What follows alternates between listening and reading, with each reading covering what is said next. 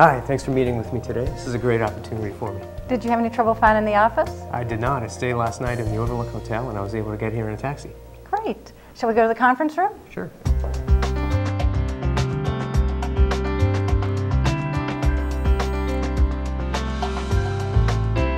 I'm a student from a well-known Eastern business school, and as part of our curriculum we have a business plan contest.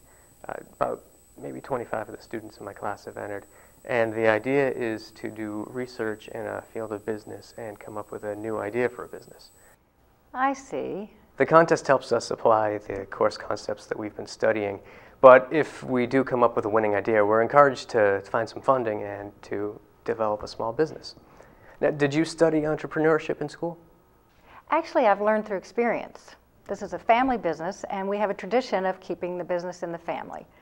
Each of us has learned about business by our own practical experience. They say that experience is the best teacher. I agree. I can't wait to get out into the field myself. Could I ask you some general questions about your industry? I don't want to pry into company secrets or anything, but your perspective would be a great help to me in developing my business plan. Oh, of course, I'll be happy to answer some of your questions. While the interviewee may not tell about his or her company's specific plans, he or she is willing to discuss industry trends. The interviewer has come prepared with a set of questions. The interviewer asks the questions in a systematic manner. There is an attempt to obtain as complete a picture as possible.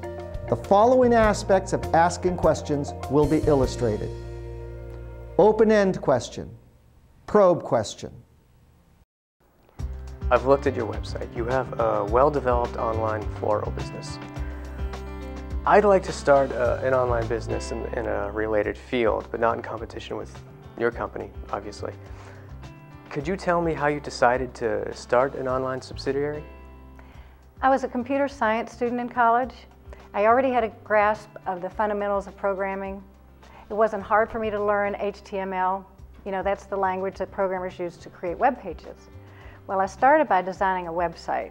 I put together the products we could sell, the customer service functions we would offer, the community features that customers would value, the mechanisms for collecting payments electronically, and the graphic look that I wanted for the site.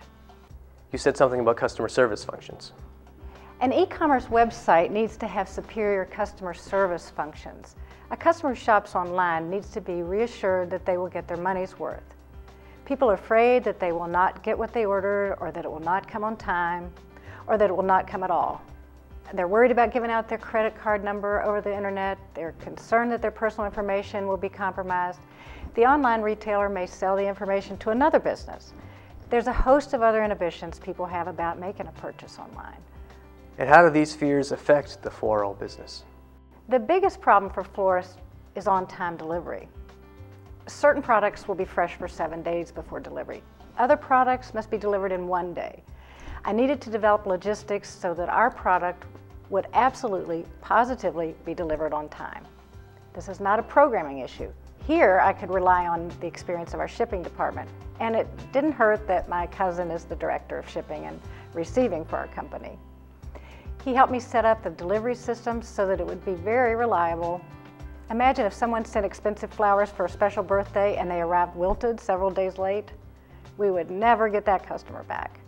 The customer doesn't see that aspect of the business when they go to our website, but the site reassures the customer that due to our reputation, they can also trust buying flowers online.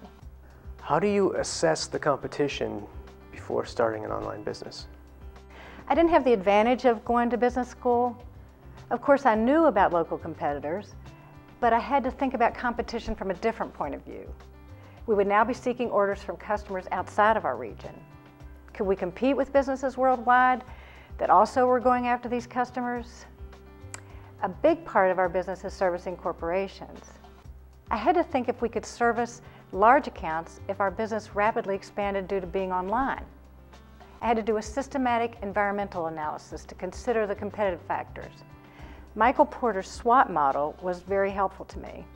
You analyze your strengths and your weaknesses, then you match them against the opportunities in the environment and the threats to your business in the environment. By looking at these factors, you can develop a strategy that becomes the core of your competitive posture. We study that in school. I'm glad to see it's useful in the field. It was helpful when I had to present my idea to other members of the company. In order to justify the investment in an online business, I had to project cash flow for several years ahead. The fact that there was little competition at the time allowed me to project strong sales and profitability. It was those projections that convinced the company to invest in my idea. I suggest that you do a similar analysis for the business that you're considering. Thank you for that advice. The interviewer has used a number of techniques to obtain the needed information. We will see vignettes illustrating nonverbal conversation stimulators, the reflection technique, the attempt to gain more information by summarizing. The following conversation stimulation techniques will be illustrated: nodding the head in an affirmative manner and maintaining eye contact, reflecting emotion back to the interviewee, summarizing. I wonder what the total market will be for online floral sales. There are so many estimates of the size in the market that it's hard to decide which one to believe. I've subscribed to a market research service that sends me the latest reports on the industry. It seems that flowers are not the greatest product to sell online. There are so many florists that it is hard to establish a reputation for quality. There is a tremendous variation in quality between individual florists. The public doesn't have a lot of confidence in a florist they don't know personally. I sense that you're somewhat fearful about making a large investment into a new venture that has an uncertain future. We have observed so many online startups that have not succeeded that we are somewhat reluctant to be the first one to offer this service to customers. On the other hand, if the online florist business takes off and we're not in on the action, we will lose the opportunity to get in on the ground floor. You'd like to know if the estimates for online market growth are accurate. However, there are so many conflicting studies that you don't know which one to believe? Actually, it isn't as bad as that. The most reputable marketing research firm predicts that online flower sales will be $50 million next year. That is about 5% of the total market for retail flower sales. I've been using this estimate as a basis for my decisions on how to invest in our online business. The approach to an informational interview illustrated here will work for many kinds of information needs you may have. It may relate to starting a new business, getting information from a coworker in order to do a job that you hold, or talking with a subordinate whom you supervise. As with all forms of interviewing, do not assume that you have a photographic memory. Take notes during the interview, and after the interview, write up a summary of what you have learned. How do you know when you have obtained sufficient information?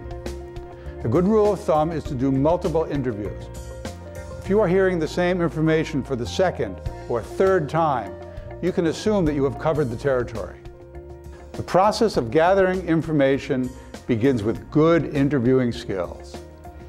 In order to develop these skills, practice is necessary. You can practice with friends. Treat your first actual interviews as practice as well.